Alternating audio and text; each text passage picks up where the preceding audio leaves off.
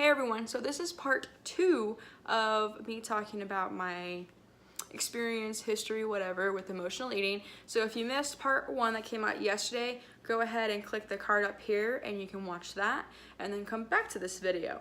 So today I'm talking about this, basically the past 7 months, like where I've been since I realized I wanted to change. And I finally, because I mean, obviously over the 2+ whatever years, I did want to change, but it wasn't working. Like I didn't want it enough. Like my pain and my desire for the comfort food still outweighed any desire I had to change. It was truly seeing Sam and Alyssa's videos that really inspired me and gave me that real kick in the behind that I actually needed.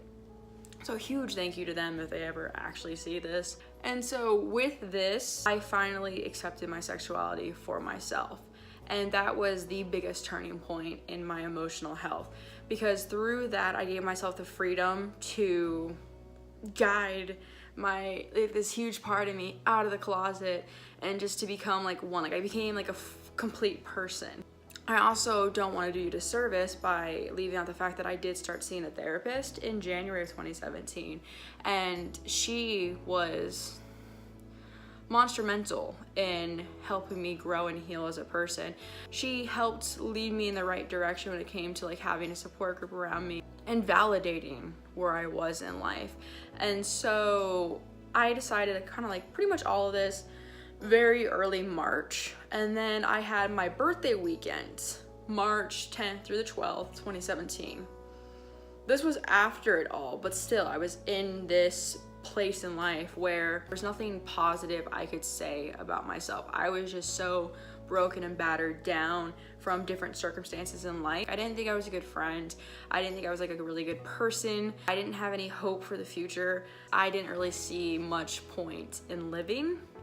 That's where I was. I actually I came out to my mom that weekend too, because I came out to a couple people before that. I also realized the more I gave myself room to truly be my authentic self, the better I was emotionally. It was just this like relief. It was just this freedom. It was so good. And like I'm completely publicly out now, and it's just so amazing to be myself. But I'm skipping ahead. So in that the lowest weekend of my, the lowest point, that weekend is the lowest point of my life. So I ended up taking photos because we went to a comedy club, and I remember saying, oh my God, I'm so gross.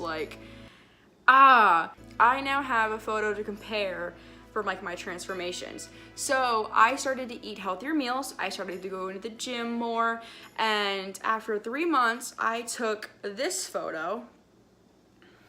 Such an encouragement, because I got to see that my efforts weren't in vain, because my weight hasn't really changed much. I know it's because I like losing fat, building muscle wears more than fat, blah, blah, blah. So I don't really care about the scale. I don't really pay attention to it anymore. I go off of how I feel and just, the way that I look, and how my comfortability in my own skin. By my next 3-month mark, I didn't think I had that much change. And so until I saw this, I was like, oh, I did have some change. It was another motivation, but still a little bit moving forward, around that time, there was this part of my self-conscious, because we all have that little voice in our head that wants the worst for us and who tells us whispers terrible things.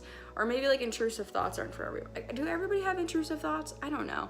But I don't know, I'm not a psychologist. But I had these little thoughts that would tell me really bad things just to bring me down. But I then saw this photo. It was a 6-month difference, because up until I saw this photo, I thought my body was the exact same as it was in March. I did not believe that I really changed much. And then I saw it, and my overall body image confidence skyrocketed. It's been insane how much better and much more comfortable I feel in my skin. I want to be very specific on something. I want to be oh, you're just body shaming and blah blah blah, and like, no, that's not what it is. Because the thing is, I do believe body positivity is loving yourself regardless of where you are on your health journey.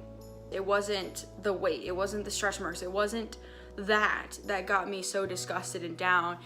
It was what it symbolized. It was the fact that I knew I was like this because of internalized homophobia and self-hate. And so when I looked at my body, that's what I saw, and that's what disgusted me. Now, when I look at my body, I see a person who fully accepts and embraces themselves, and who loves themselves, who wants to explore and grow as a person. And that's like a lot of where the confidence and growth comes from, is realizing that like I've been making these changes. Because for me, my emotional health and my physical health were completely intertwined. I could not have become a physically healthier person if I didn't work on myself emotionally. I no longer have the desire to like eat comfort food, and that's why I wanted to also preface, I do not have an eating disorder. I recognize what my experience is a lot different than many other people's, and so I'm only speaking on like my experience. I want to be clear on that. And so with that, I can't really offer you any type of real authentic advice, because your situation is probably a lot different than mine. Your circumstances, your story is your own, this is mine, and so one shoe doesn't fit all. I don't even think that's the right, like, whatever. One size doesn't fit all. All I can say is, if you are experiencing internalized homophobia, and if you are trying to hide, suppress, deny a part of yourself, it does do damage. Like, I encourage you, if you are safe and able, to even just come out to yourself, even if you're not able to come out to anybody else, but just to accept who you are, because there's nothing wrong with you.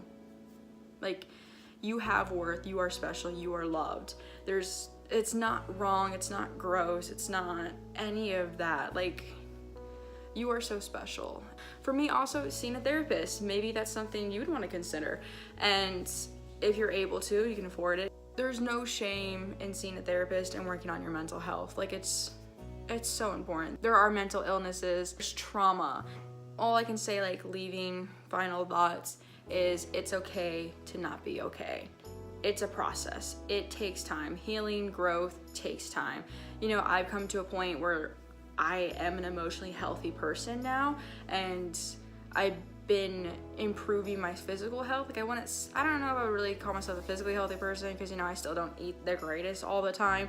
That's so out of laziness, not out of a desire for comfort food, just because I'm a lazier person when it comes to like meal prep. If you found this video helpful in any way, go ahead and give it a thumbs up. If you want to hear more from me, see any of my other videos, you can go ahead and subscribe and hit the little bell so you never miss a video. Why do I keep sing-songing that? Whatever. All right, I'll see you next time. Love you guys. Bye. And I know that I'm still fucked up, but aren't we all, my love, darling? Our scars make us who we are.